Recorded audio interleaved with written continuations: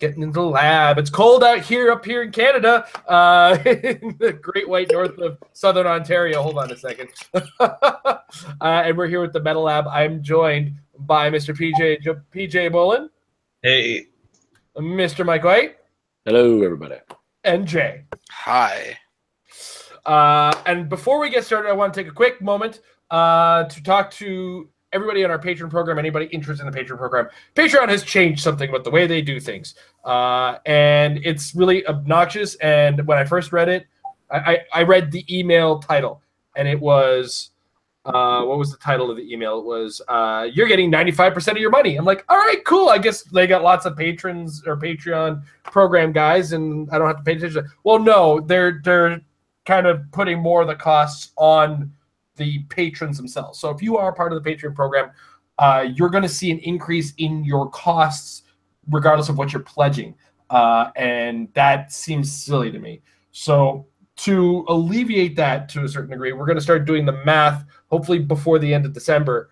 It might be early January to readjust so that you guys will be paying the same amount, we'll be collecting the same amount, and everybody's happy. So $1 pledges might go down to 75 cents or something like that. I just want to lead with that right now because it came out of nowhere on us, and we started hearing about it, and then we actually read that email. And then when I read that email, I was infuriated with how stupid the idea was. So just want everybody to know that now, if you're interested in the Patreon program. Done talking about the real stuff. Let's talk about Heroclix. Now that I'm done apologizing for a company that's screwing me over. And of course, we always start our week in Heroclix. PJ, what did you get up to this week as far as Heroclix is concerned? For the first time in a while, I have not even thought much about Heroclix this week. Just decided to spend more time with the wife and hang out. Who does that? Right? Weird. So, very non-existent week in Heroclix for me. That's all right. We'll get you back up to speed in a second. Also, you know what you got to do is you got to get your wife actually playing the game like I do, or just, get a wife who plays Heroclix. I don't know. I'm not saying divorce. I'm saying teacher. It's something to plan for. Mike, how's your week for Heroclix? Divorce is something to plan for? Wait, I don't even want to know. What, you guys all have back to play? What? No. Sadly, I got nothing better than what PJ said. Honestly, I didn't. There was no Heroclix this week. My one chance to go play would have been Thursday, and I missed it because I actually went to the Art Gallery of Ontario for the Guillermo del Toro exhibit, which is okay. Don't blame me on that one. Yeah, amazing, and it was really cool because there's actually a prop on the wall in the gallery that I've had in my hands, so it was pretty cool to stand and point at it, and the sign that says "Do not touch." I'm like, that's okay, bro. I already did. I'm good. But that was it. No Heroclix, man. I missed it. I didn't get home in time, and then there was Star Trek Sealed yesterday. Mm-hmm. It's fun. So no Heroclix The map this week. is really good, though. So there was no Heroclix this week. So yeah. Ouch. No, honestly, though, I probably should have gone because I need me some tribbles, man. I've made some teams, and I made some theme teams. And I need me some triples. I think I worked out that I need at least 8. So there might be a problem. So no clicks this week. Trouble with tribbles. Trouble. That is the trouble with tribbles. My bank account. Can't afford them because we're going to Costa Rica. So yeah, maybe they'll have tribbles there. Do they have tribbles in Costa Rica? I don't know. I'm gonna look. Anyway, no clicks this week. You just reminded me, somebody in HC Realms posted they ordered like 8 tribbles and then 12 arrived, so they totally reproduce. Those are good tribbles, man. That's awesome. That's how you know they're real tribbles. That's how you know they're fresh.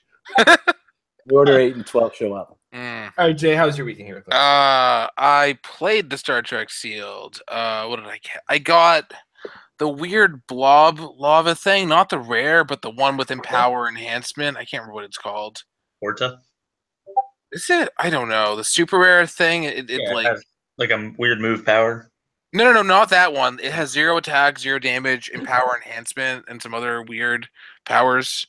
Oh, What are the super rares? I can't remember. the name. No. Everybody's saying Horta, and it's not the Horta. It's a super rare. I don't know, but I played that. I had oh god, Keep going. Title Kirk, a bunch of other characters, and I won one. We had only 3 of us. We won one game, lost a game. It was fun. It was the interesting sealed environment because 2 of us had what's his name? The running shot prob. I don't know Star Trek at all. The running shot. That's how memorable these figures are. That's how. No, they're good figure. It's a very well designed, nice set. It was the Yarnik. The Yarnik. Yes, the Yarnik. Okay, I'm Yarnik. sorry, I'm dogging this guy. Title Kirk was cool, but the only problem was to play my SEAL team, I had to use all my Starfleet stuff, so I couldn't use the transporter. You always use the +1. I mean, if you're I think 2 of us had 6 figures, and Devin used 9 out of his 10 figures. So Nick Fury again. You should have watched my sealed. We did a sealed primer ourselves on our show, and Amber built 2 teams. I built 2 teams. Then we built one by committee, and only one team was less than 7 figures. And that team was 6 figures. Yeah. Great sealed. If I recall correctly, neither of the starter maps were actually competitively good, but the indoor cavern one, the underground or whatever, is basically kind of like the rock dungeon, so actually worth picking up. Yes. But that was a long-winded way to say I played Star Trek Sealed, even though I don't really care that much.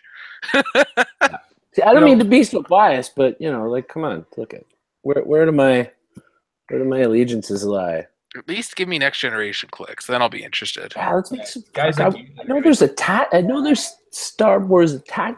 Give me Star Wars figures, man. I want to force choke somebody with a Vader. You should have learned the D20 system back in the day. They had a game, miniatures game, and everything. Force choke you. I find your lack of clicks disturbing.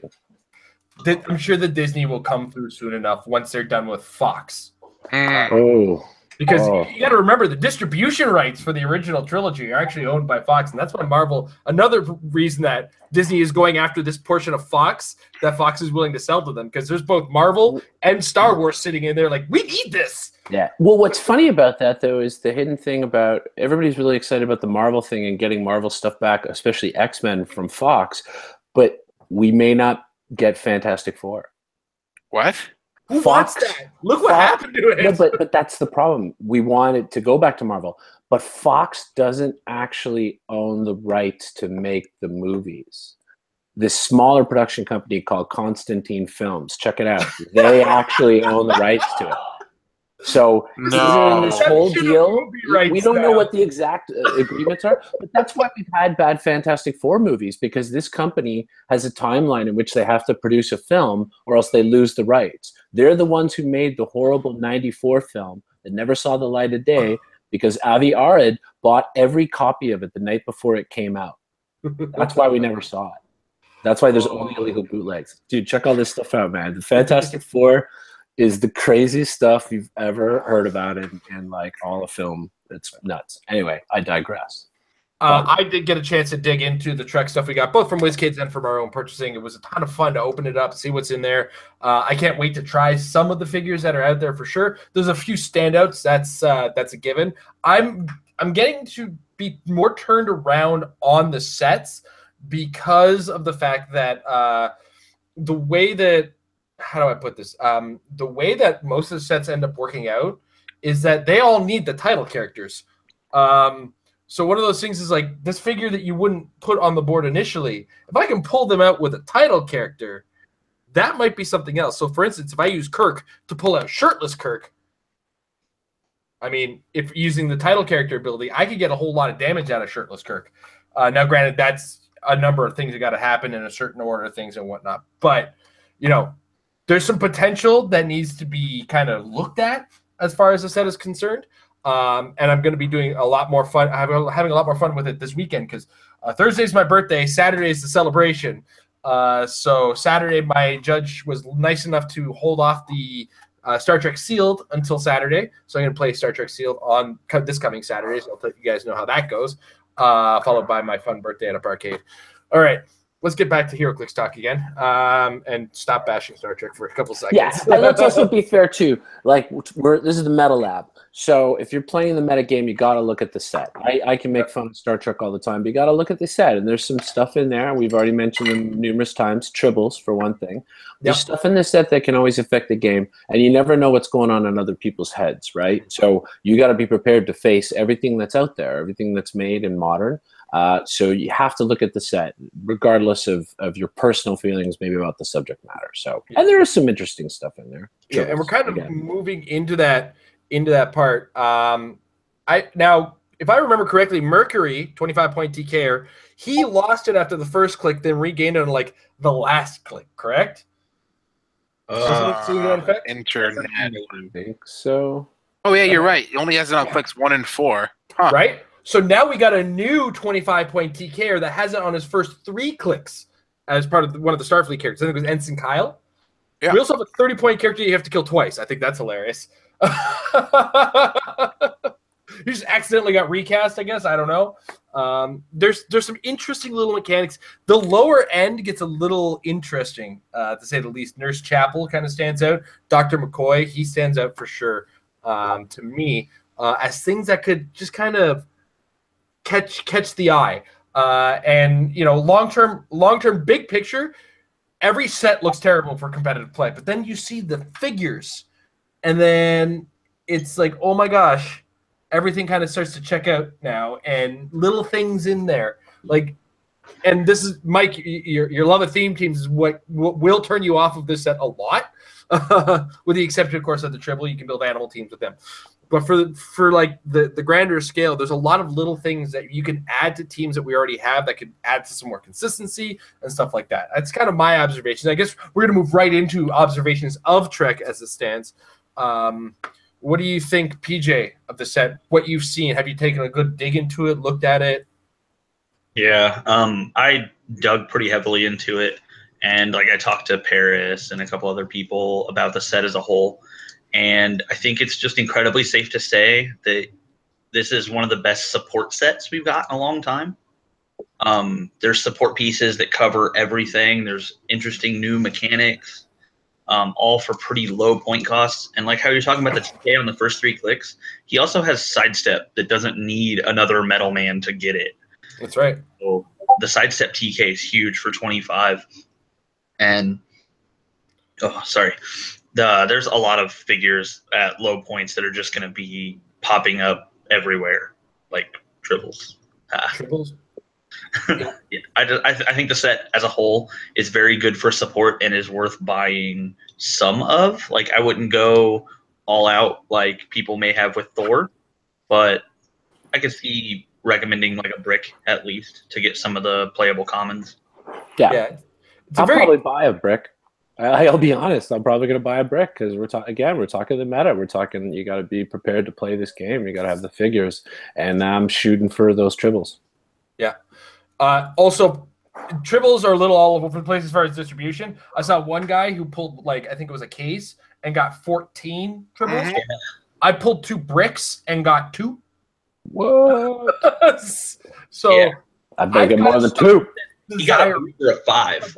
If I'm looking for lots of a thing, they just avoid me. It's the weirdest thing. Like the Loki, for instance, from Mighty Thor. I didn't even know I wanted that figure. I ended up with 5 of them, so I was okay with that. But this I want Tribbles coming out of my vents, and they're just not showing up. Like, I want this infestation of furry things in my house, and this, I'm gonna have to go to a furry convention to get that much fuzz in my house. I don't know. Jay, what are your takeaways so far from this set, from what you've seen? I think there's as much competitive in this set as any other set proportionally, considering the smaller size. You don't really have to chase as much stuff, I guess you could say, because there's just not as much of the higher rarities. Like, I would probably say Trelane is the best figure, maybe, as far as not stand out, being just outside of being a common or uncommon or whatever. And he's, even then, he's probably not going to be the most expensive ever, so that's not bad. Yeah, it's overall pretty good. Lots of nice little random support pieces. Like, there was one relatively cheaper Plex, I think. There's Yep. Yeah, it's pretty much supporty. Good map, like I said before. Yeah. There's no, I mean, there can't really be any primary attackers because I think the highest point character is what, 100 points? Yeah, the Horde I think is 150, isn't it? Yeah. Oh, is it? Yeah, but it also breaks sealed, so it's It's also not very good. Mm-hmm. no, sorry, the Horde is 100 points. Yeah, 100 is the peak of the set. Oh, Yeah. So you weren't going to see any primary attackers, so. I thought Khan was just over 100. Nope. Con is, let me just pulling him up now, 100 or 60. Oh. Yep, a lot of 100-point figures. Yeah, everything you think is over 100 is actually 100 in this set. It's really hilarious that way. Weird. Oh, I forgot to mention, Kang is positively insane.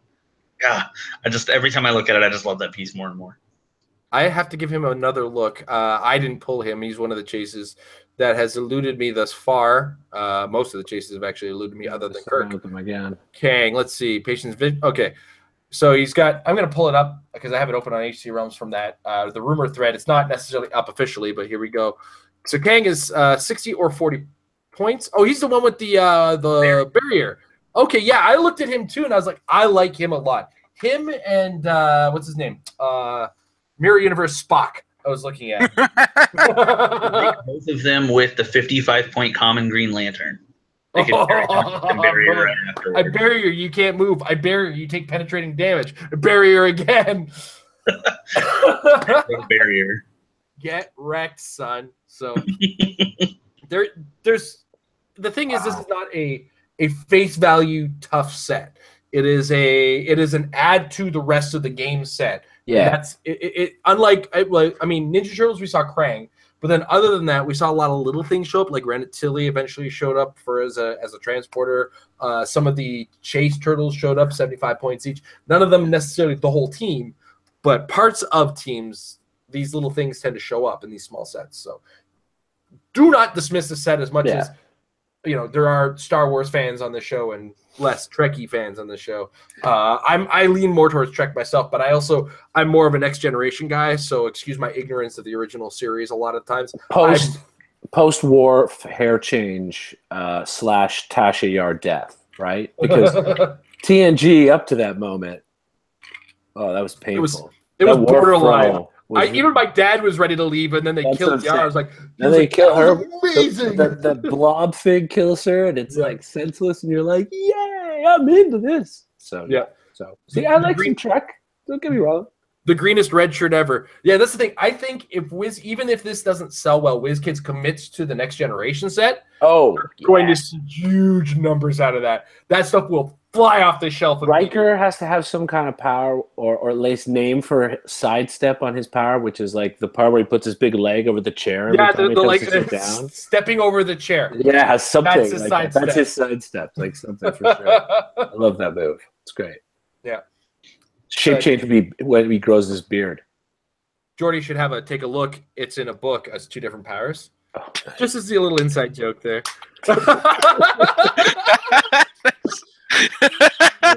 For those of you old enough to know what the Reading Rainbow is. Watch out, they might sue you, man. With broken jokes like that, every so often WizKids does have to take a second to look at broken figures too. And that's how I segue my way into the Q4 2017 watch list. There's a couple figures on this, to say the least. There is the Jokers from Joker's Wild, number 60, the Joker, also known as Joker. We all know him. We've seen him a lot. We also have the boxing ring from the Muhammad Ali Superman convention series, and we have the Unimind from the Mighty Thor. Now, I'm not going to read the whole article out. This means WizKids is looking into this and seeing how much of a problem they have on hand. This doesn't necessarily mean something is going to happen. And that's one of those things a lot of people have to understand is they're on the watch list because they need to be looked at. And WizKids is going to see what things need to be looked at, listen to the community, probably occasionally catch on some of our videos just to see, the overall opinion as they stand. I'm not necessarily saying we have any kind of sway, but I am pretty bang on a lot of my suggestions in some cases. I have a winning record when it comes to this stuff. Not kidding. But that said, I do want to open the floor to my fellows on the panel here. But before we get started, I wanted as to what our ideas for what could happen or whether or not they need to be changed. Is there any question as to why some of these are on? Like we kind of understand why the Joker, why the Boxing Ring, why the Unimind are on here. You got a nod from PJ. I'll be honest. I'm a little surprised at the Boxing Ring. I was the same way. I'm not going to lie. I don't really. I mean, Unimind clearly. Everybody knows that. Ha ha ha, Joker. I was a little like, yeah, okay, yeah, but personally, I've had good luck at dealing with him. In most cases, except for one horrible game with Jay. But the Boxing Ring, I'm still kind of a little really. So I'm a little. I think it's just convoluted and complex, and I think what they're going to end up doing is making. I'll go into it in a minute. Yeah, and that's the thing. We're just going into the whys. Like we all kind of understand the whys. I'm going to lead in with the whys because I've said a lot of what I'm going to say today on the video, so you're going to get a truncated version at best out of me. The Joker, 30, 40, or 50 points. You get the escape tokens. You have to deal 6 damage in order to pass the line. He's traded with sidestep and super senses. And he's also able to heal clicks. Ultimately, it looks like the big picture on this one. Big picture is points per click. Because if you pay 30 points for this figure, you're getting 18 clicks of health, which can heal. That's pretty nuts, right? The Boxing Ring has a major effect on the range game. And the Unimind, well, the Unimind is just so potent, and it's probably the hardest 5 clicks to kill. I'm not going to lie about that. Plus, it also follows up with a bunch of things showing up on the board. And we're going to go one by one. Each figure and each member of the panel is going to give their thoughts on how we fix these figures. If gun to your head, you had to fix them, lead in with whether or not you think it needs to be, something has to be done about it, right? So we'll start with PJ on the Joker. Do you think it needs to be changed? And gun to your head, what would you change about it? Absolutely needs changed. Because if he has to get changed because of Mastermind being basically unignorable anymore. I mean, you can pulse wave still, but it's so easy to set up to not get single target pulse wave that you just have to chew through everything on Mastermind, and you're not going to chew through his 30 clicks. Gun to the head, and I had to fix him. I would probably drastically increase his point cost, make him like 50 base, and then maybe make each additional escape token 20. Because then if you're paying 90 points for 30 clicks, it's still a lot more force dedication. But I don't know. It's still, I can't figure out a good fix for him short of increasing his point cost or making him 30 points for 1 token, and then every 10 gives you 1 more up to 50 points with 3 tokens. Yeah. All right, Mike. Do you think it needs to be changed first? Yeah, I do. And It's funny because PJ hit exactly the thing that pops in my head every time. Really, it's just the whole Mastermind thing. Especially now that Precision Strike is not a way to get around Mastermind. And I already, love how much better the Lex Joker duo is now, even at 200 points. They're actually kind of worth playing now with a lot of the way the game is. So definitely for that reason, it needs to be changed. Gun to my head, I was thinking about it, and I'm trying to sort of it's more ethereal right now. It's like in that zone where I'm sort of trying to nail it down. I mean, it's definitely it's points per click. I mean, it's too much life for how little cost you're paying. Like it's almost like it'd be like a bystander with actual clicks. It just feels off. Like you're getting away with a little too much. So I don't know what you do. I mean, I guess that's the best option is to increase his original point cost, or one maybe weirder idea is when you roll to heal, right? You roll and then you decide whether you're healing or not. That's the order. My head would be to switch it the other way around, that you have to decide whether to heal or damage before you roll the die, to at least make that a little more random. That's really it. Point cost in that. Yep. All right. Jay, do you think it needs to get changed? Definitely, considering how much I've played it competitively. Yeah, Jay loves that. You're right. I'm part It's of the true. problem, and I agree. Yeah, you have an unhealthy relationship with that Joker. It's ridiculous. The problem is I don't know if they are willing to change point costs on a figure. That's never really happened before. But considering it's not really a cost because it's just you pay for the tokens, maybe they would. You could up the cost there. And I was talking about with Jason before, and even if you upped his cost by a ton, still worth playing. Like if you literally doubled it, still totally worth playing with the equivalent of what the 30 points is now for 60. Yeah. What else can you do? Yeah. The being able to decide after just makes his potential to heal so much better. And on top of all of that, I think obviously the mastermind, obviously, no question about that. We've seen that before. Like vehicles when they came out had longer dials, so they said can't be chosen or can't have damage transferred to them. So you could easily do that now. Yeah. I also think that no equipment might be in order, considering we've had characters before that said no relics resources, so that could work because on his own he kind of looks pathetic.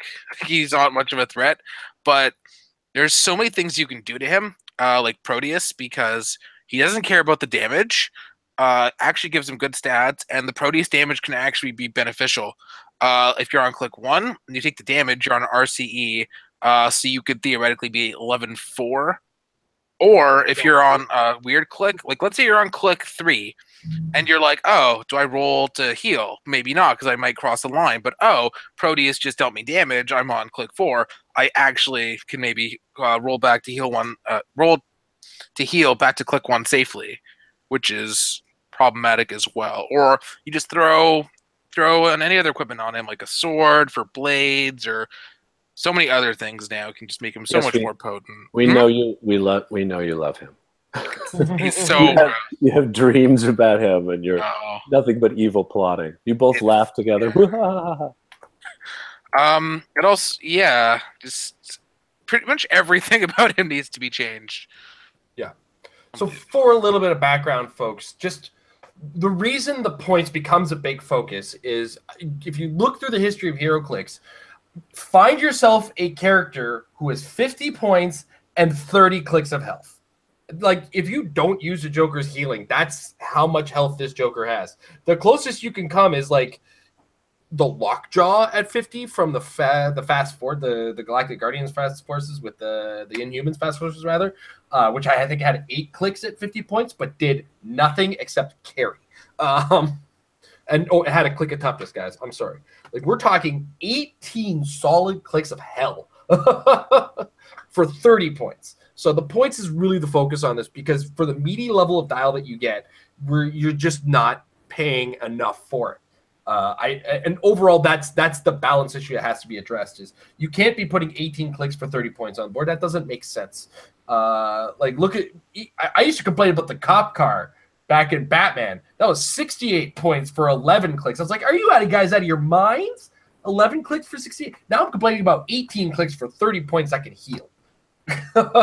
So, big picture, the points I feel are the thing to focus on. Everything else can stay. That point cost, I think, has to triple, to be brutally honest.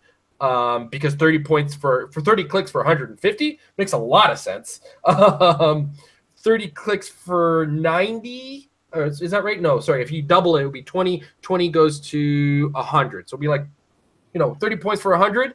Considering the quality of dial you get across it, all right, acceptable maybe. So and that's where my thoughts were. Again, I've covered it more in depth in the video, just kind of speeding through. All right, so the next thing up, Mike, the boxing ring. Do you think it needs to change? And gun to your head, how would you change it?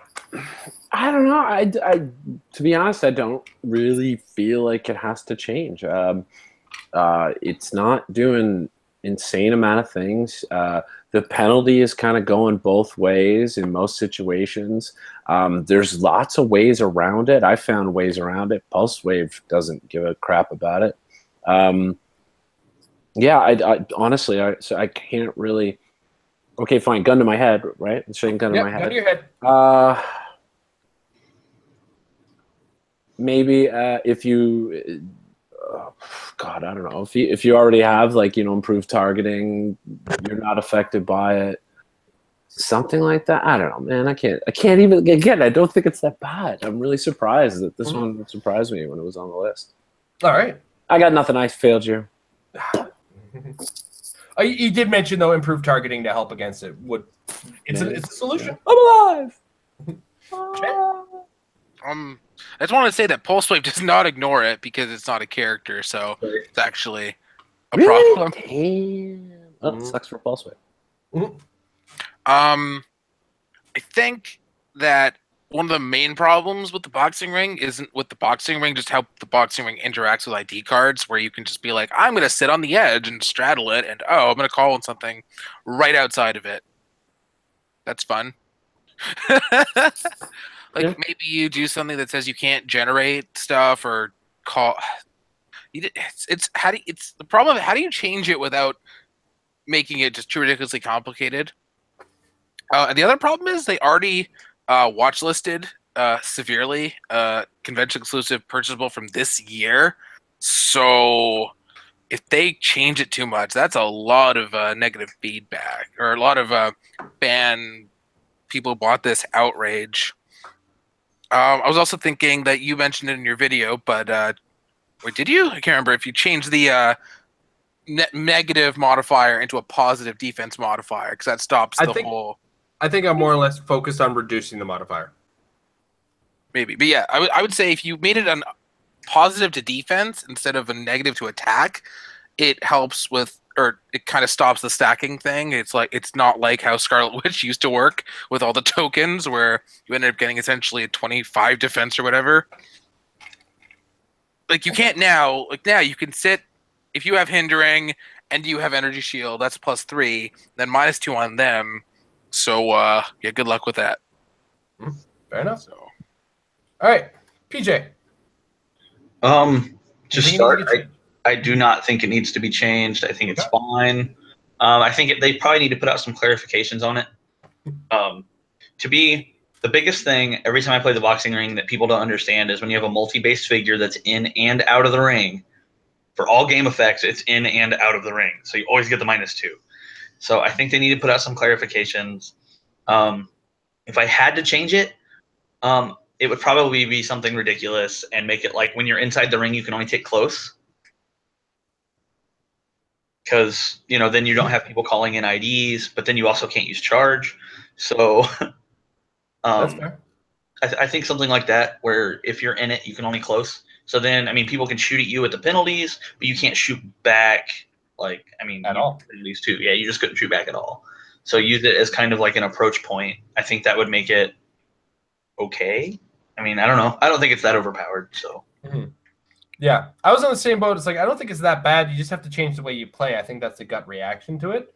But if I was to make a change to it, I would just reduce the reduction. Drop it to -1 attack when you're shooting out of and into, because you only get a +1 when you're in there making the close combat attack. I think it makes sense that the negative should only be a -1. So the bonus is a +1, the negative is a -1. That's how I think it should be. And it also makes 5 points make sense too. All right. But last but not least, Jay, Unimind. Oh my god, this monster. I guess in some sort of order. The power picking, I don't know if it should still be both turns, because it's just too.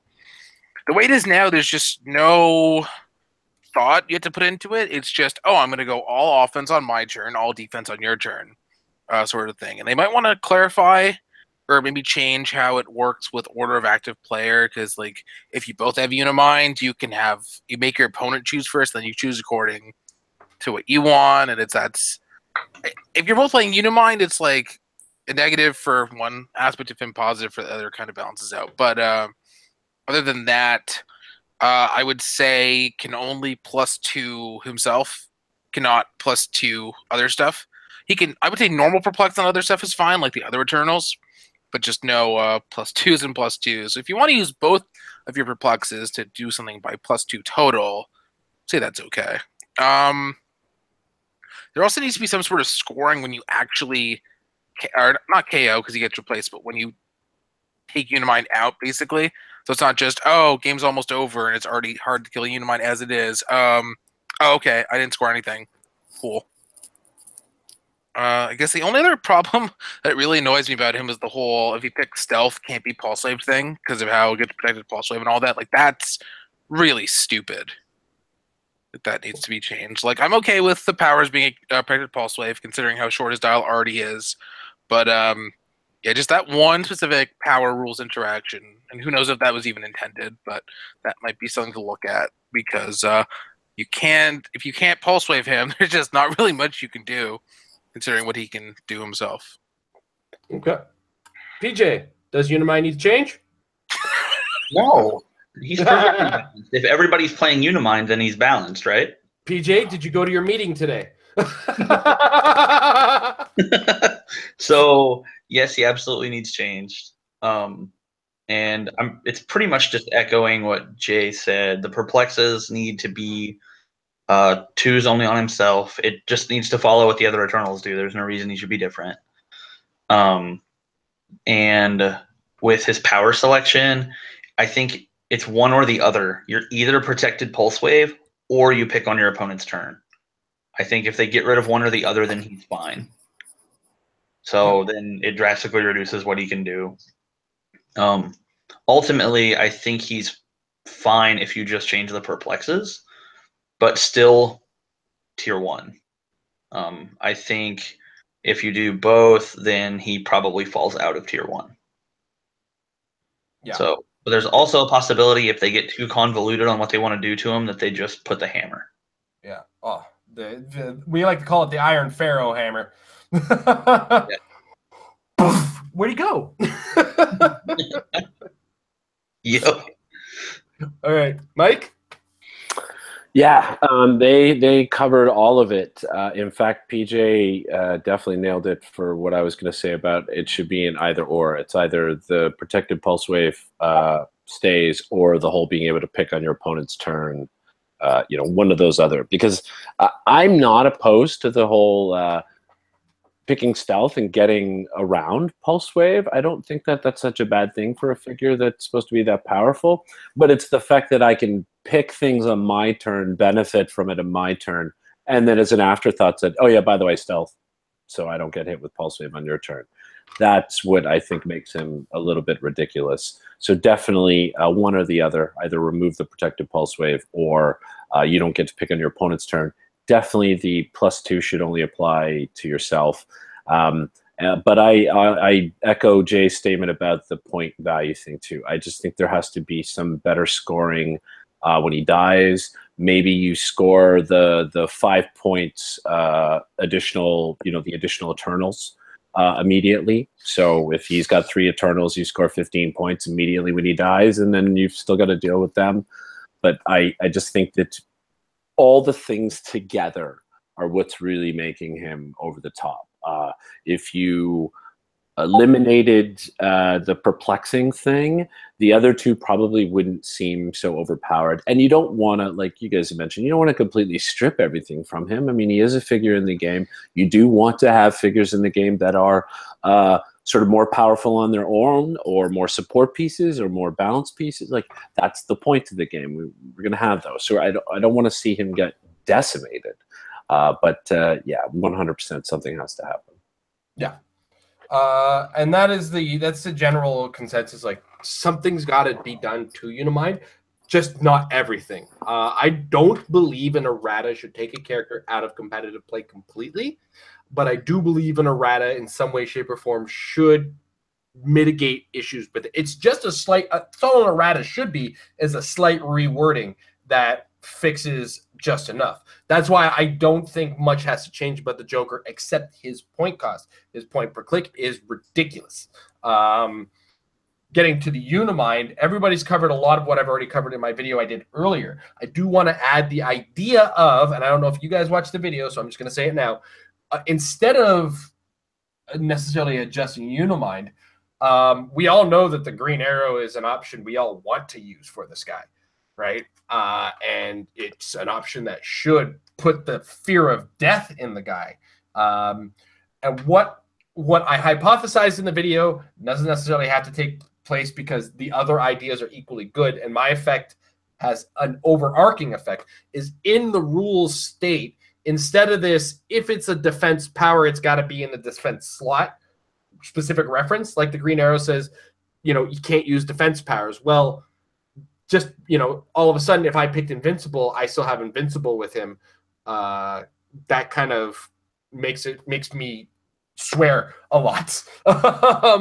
So instead of referencing that, if a power is a defense power, it is referenced by that, not necessarily contained in the defense slot. So if it references a defense power, Invincible is a defense power, Impervious is a defense power, your special power that shows up on your defense is a defense power.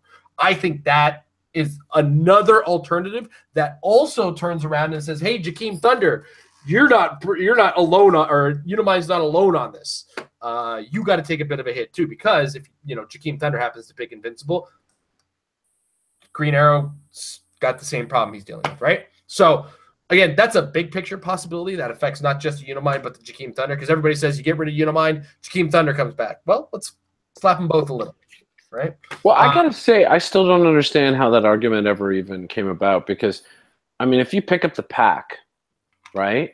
Mm-hmm. Where is Indomitable listed? Right? It's the mark on the slot. What does it say right at the top of that section?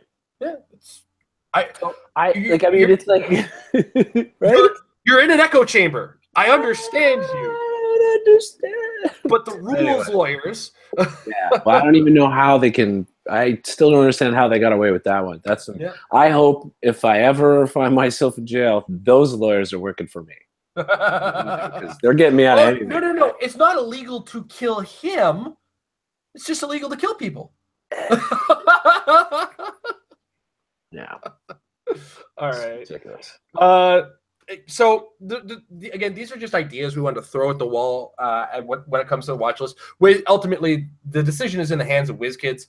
But a lot of the time, when you start to hear the suggestions that can occur, I've been watching the conversation on Facebook and all over the place, and what could happen. Overwhelmingly, I'm seeing, you know, people say a lot of the same things we said to you about Unimind. Universally, I'm seeing a flip-flop on the ha Joker, but I think a lot of people misunderstand what the problem is in that case. Because a lot of people are like, oh, he's not that strong, but he's still 18 clicks for 30 points. Like all 18 of those clicks could do nothing, and that's still too many points. So, and the fact that they do stuff and then heal as well just kind of adds to the problem on that one. And then the boxing ring is just overwhelmingly like, huh? All right, I guess. Nobody, like, I don't think anybody's actually complaining. It's just a use rate scenario, I think, in this case of the boxing ring. So, you've heard our thoughts. We'd love to hear your thoughts. If you happen to be watching the archive, throw them in the comments. Throw them in the comments of the other video I put up. I mean, I've already started to see some comments, and I just, you know, I love to hear other people's opinions. Or I also like to find out that I'm in an echo chamber. That's also equally parts okay too. So tell me I'm fine. I don't care. But with that said, guys, we've talked about Trek. We've talked about the watch list. There's not much else to go on this week, if I remember correctly. So unless anybody else has something to bring up, it's time to go to fan questions. And your silence is noted, guys. All right. I like turtles. All right. Like turtles. I like turtles. Right. Now, the first question did come from Lucas Tom Van Holland, who said, what changes do you feel they need to make to the boxing ring that would balance it? I personally don't feel like it's overpowered since your opponent can't rush in and get +1 attack when hitting you. I think we covered that. So I just wanted to let your voice be heard. All right. Next up, Wesley Allen Summers. If you really dig into Star Trek, there are quite a few meta figures in the set. Which figures do you think are the dark horses in the set? Oh, man, we're killing everybody's questions before they get them. PJ, do you think there's anything we missed in the conversation earlier?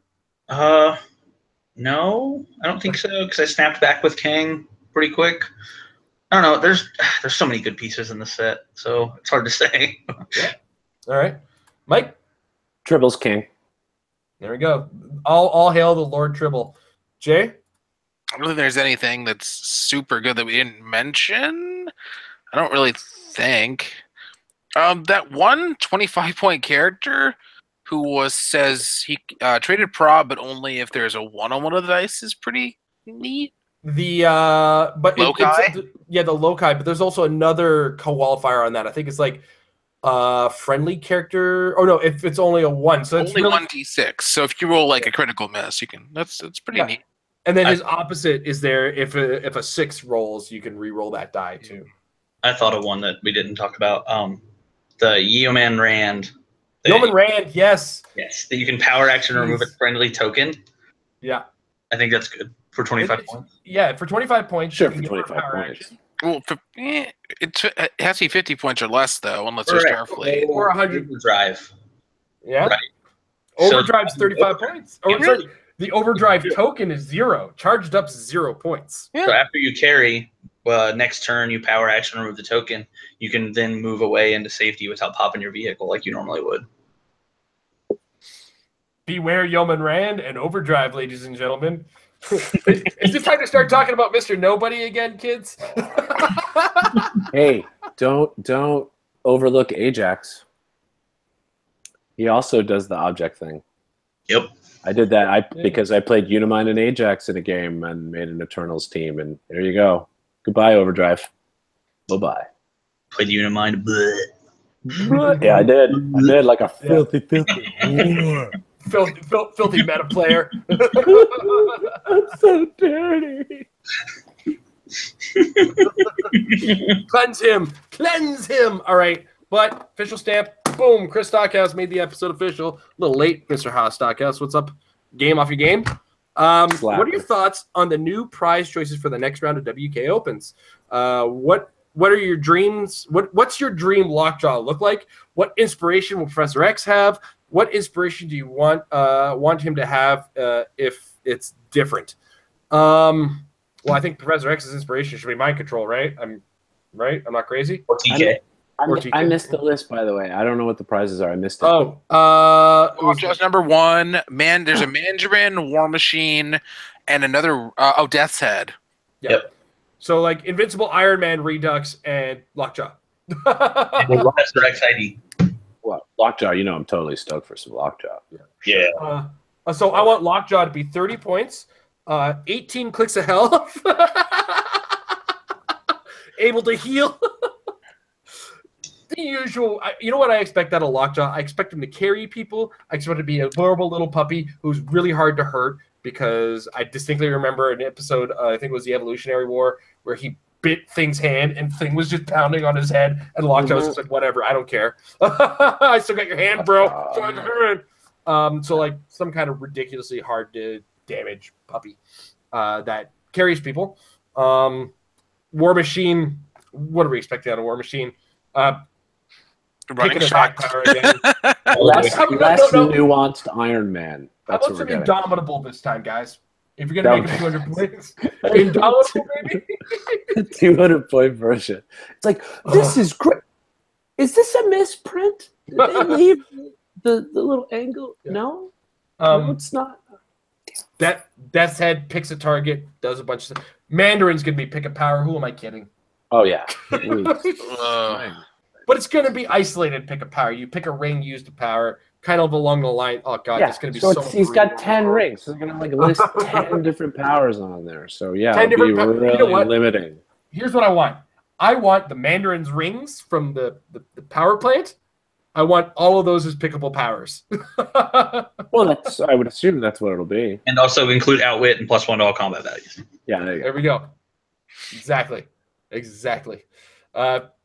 PJ, what are your dream versions of all these characters? Especially Lockjaw, because I think that's specifically what Chris asked for. Specifically the Lockjaw, I want 25 to 50 points, 10 clicks, Passenger 3. Like, that's not so much to ask for. Like, I want to carry 1,000 characters, and I want to take 1,000 damage, and that's all I want to do. I don't want to damage. phasing. Needs to have phasing. Yes, he does have Because that I think phasing. the last one didn't have any type of improved movement. There was 2 different versions. The 75-point version ignored a whole bunch of things.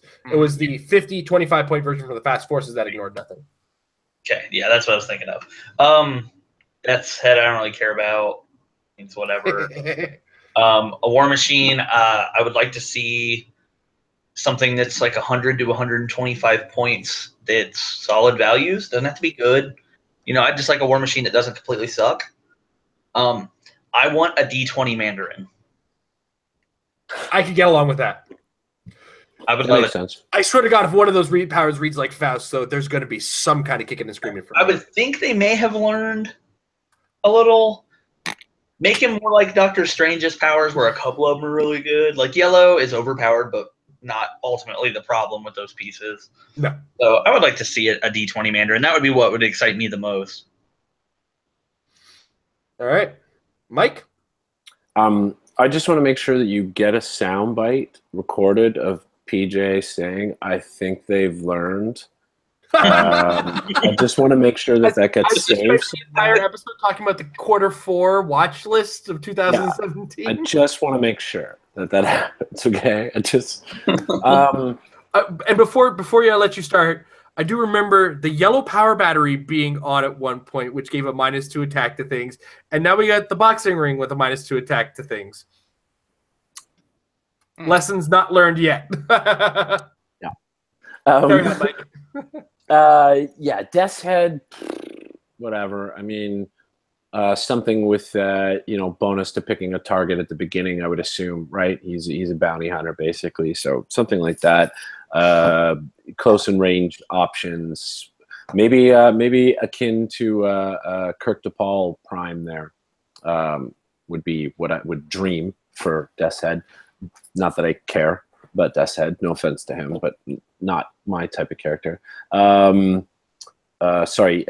Professor X card. I don't know. The inspiration, Mastermind.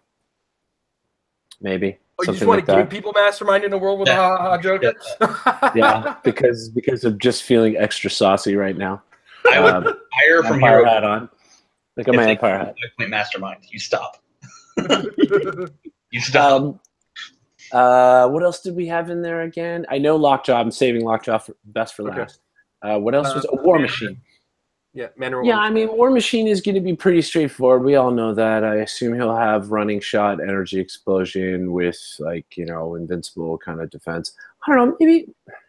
Maybe try and make him more interesting. Maybe he should have a minor pick a power thing where you can at least roll through an attack power.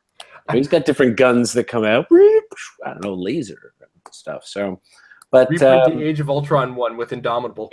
Yeah, it's just he's always the same figure, right? He's always the same figure. It's just you just have boned him with make him a lot of points, and you can't do anything with him. You can't push him. So definitely Indomitable. We don't want to keep watching Rhodey die.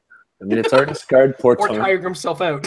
Look what happened. Look what happened in Civil War II, man. Tony. Yeah. And then Lockjaw. Oh, okay, PJ, you're gonna hate this even more because if you don't like the idea of a card giving Mastermind, you're gonna hate the fact that I want Lockjaw to place other figures. So That's what I want. I don't even. He doesn't even face teleport, man. You get to place Lockjaw somewhere on the map, and he gets to place adjacent to him multiple figures. So like Raven on steroids. Oh yeah, that's what I want. I would be on board with that. I'm totally, because that's Lockjaw, man. Lockjaw, all of a sudden there's big dogs in the room, and you're like, what? And people come and kick your ass. So that's what I want. I like Lockjaw. I like the puppies. That would be my dream puppy. Good boy. So yeah. All right, PJ, I didn't get your Professor X card inspiration. Right. I forgot about it. I think it will be TK because they're not creative, but they did go with something new for Colossus. So I think you're probably right with Mind Control. I think that is the best. I don't know. These inspirations are so weird. How does Colossus being metal inspire me to be metal as well? So, right? This doesn't make sense. All right. Jay. Leadership will be a cool inspiration to roll and then get empowered to give to everybody in your team. Better than Mastermind, because why would it give Mastermind? Mastermind is poison. Get it out of here. Speaking of Mastermind, I don't care what Lockjaw does as long as he has the longest dial and can carry, so I can recreate Lamp with new Lamp Joker. Because, yeah, I was going to comment before when you were talking about Joker and you were comparing to Lockjaw. Like, can you imagine if you told someone back in the day that Lamp was going to have a new version but with a 30-click Mastermind fuck? Lamp J. Yeah, so Lockjaw is going to facilitate more Lamp, and that's going to be fun for only me. And Mandarin I don't really care about, and Death said as long as he can make attacks. If they brought back the assassin trait from that one set, Mark of Origins, where you picked a target and you got extra points, that'd be pretty cool. What's the other character? War Machine, he needs to have running shot and shoot things sometimes. Occasionally. Sometimes he doesn't because he doesn't have willpower, so he has to clear. Sometimes he's a peace machine.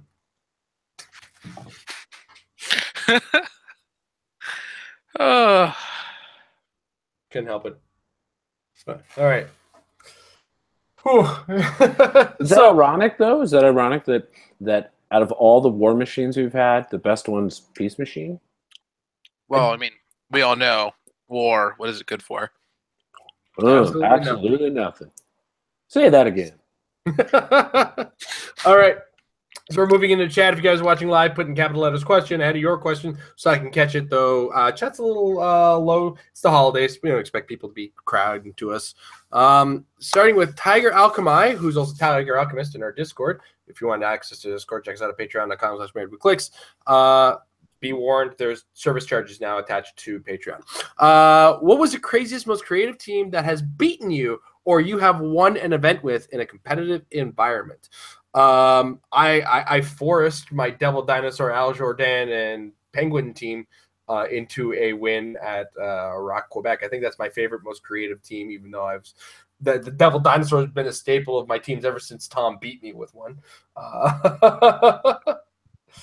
As far as craziest team that's ever beaten me, has there ever been a team that I mean, it was creative to see Faust Doctor Strange at the time. It wasn't fun. It was creative though, and apparently Isaac came up with it. So, and then weaponized his father with it, and that was a rough game. But it was definitely creative for the time. PJ, what are your thoughts on the matter?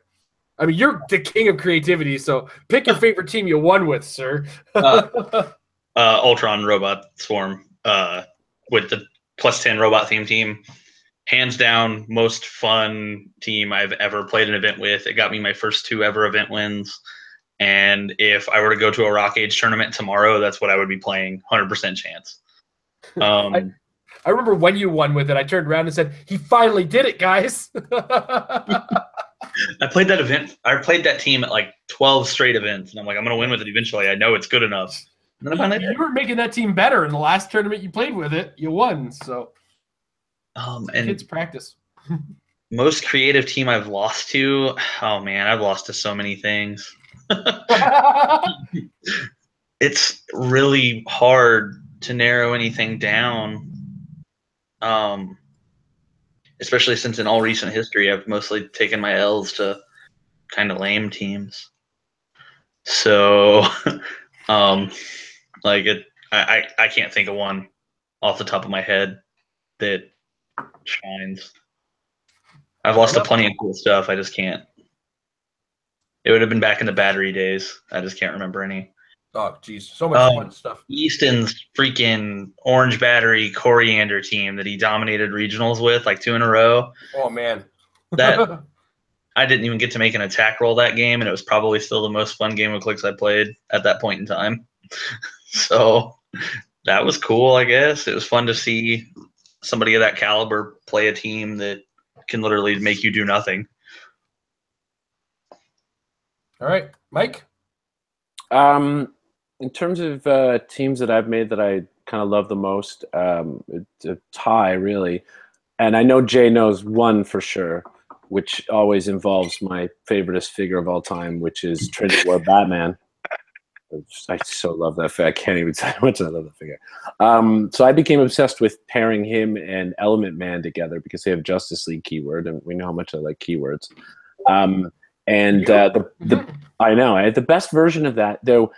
I love the version of that where it was modern limited, where I just had the 50-point Superman blue with them to protect them from Pulse Wave. Plus, they all have Batman allies, so they're all stealth as well. Because that beat the zombie team base, 300-point zombie team base. So I'll always have mad love for that. But the best version of that was actually Element Man, Batman, and Orange Battery, because I worked it out that I could. There were only 2 powers out of all powers that I could not pick to negate, and it was Leap Climb and Mastermind. Every other power I had some way of getting at some point in time to negate. So it made it a Swiss Army negate team. And it did well. It got me in the top 6 there at Canadian Nationals. But really the most creative team, the one that played really well, and it was built from numbers, was actually my Avengers team from Provincials 2 years ago, last year. Aaron Cantu was kind enough to write about it on Majestics one time, and it was I finished second overall with that team, and it was third overall. And I was going to say, because I got to final. Yeah, you beat me to get into the top 2 with your crazy Ultron team. Because I one square too far with Jarvis. But my team was, I actually had Jarvis on there. I had Sunfire Prime, Beast, and Jarvis with Pandora's Box, a full Pandora's Box. And most people thought I was actually just playing the numbers with the team and wasn't actually going to completely empty the box. But I did. And in every game except for my game with Jason's, I managed to completely empty the box and hit Godhood with that team. And I saw what you were doing.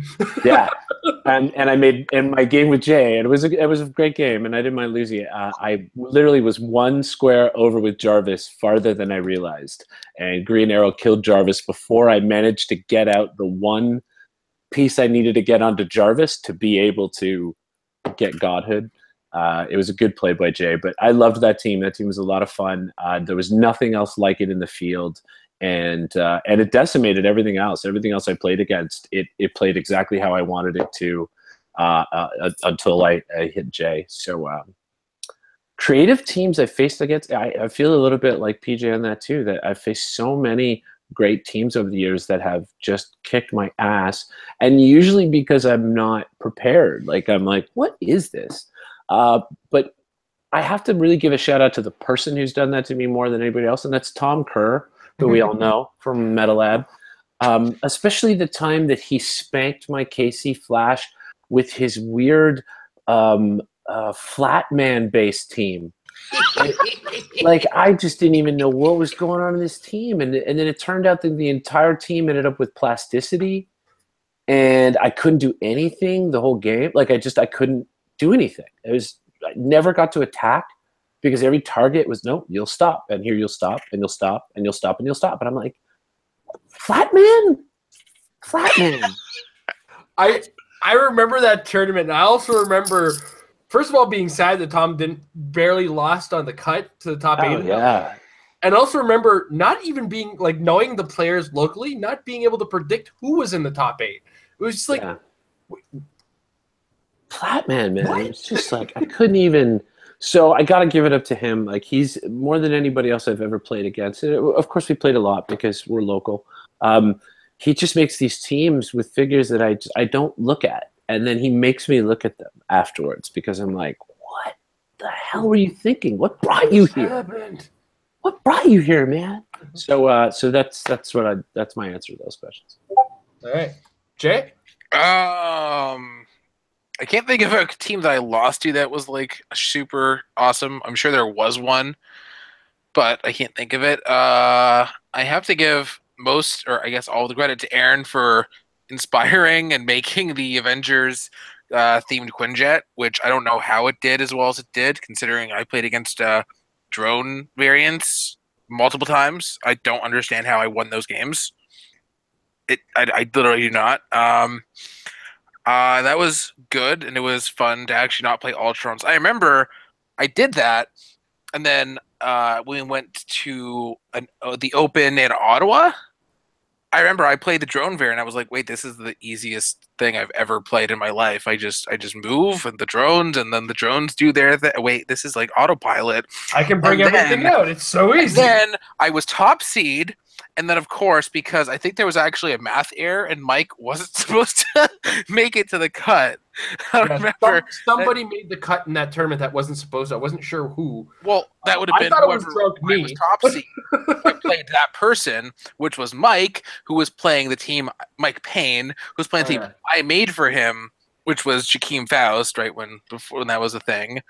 And I was like, no, it wasn't though. No, it was Loki. He Loki'd that turn. Loki Faust, and that Loki team hard countered me to a ridiculous degree, and there was nothing I could do that whole game. That was the worst, but that was still fun. Just Quinjet in general and all the variants. But the other team that I brought to a local win a map, and I would have won with if I hadn't misspoken literally against this Mike, was I had to build it again because I forgot. It was Turtle. The Arkham Origins set Bane, Bill Agent of AIM, Blind Owl, Atomica, and Gates for no tactics, but that was a thing. So it's basically just Turtle slows things down. I have time to set up Bane, who, once I Blind Owl him, is actually really strong with 11 and a ranged combat extra variant that includes Destroy blocking. I can pick opposing characters to score extra victory points off of. And I can use Bill, and I perplex on Blind Owl. Gates pushes to perplex, and yeah, a lot of good stuff there. I would have won against Mike with that. What was it, Johnny Quick and Trinity War Batman? Oh. But I didn't kill you. Two Star Lab Techs. Yeah, I would have killed you, but instead I put Batman on his last click with Sidestep Pulse Wave, and he just it was so juicy. And that was really annoying because Bane had stop. This is before stop, but like he had stop clicks.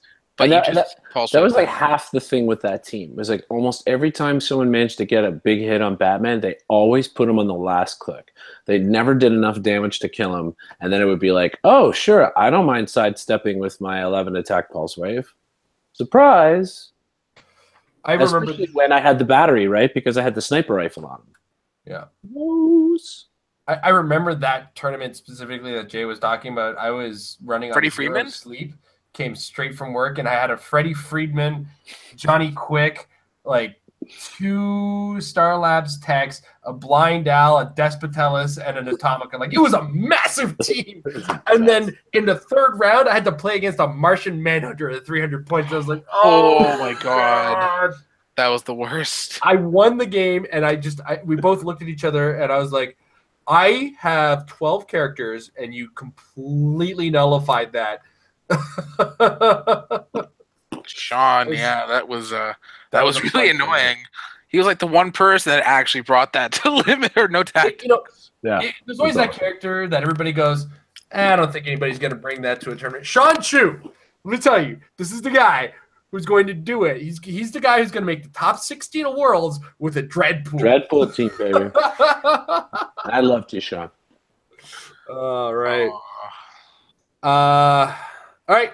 So that's been the episode today. I want to thank everybody for watching live, everybody who's watching in the archive. I want to take a second to thank PJ, Mike, and Jay.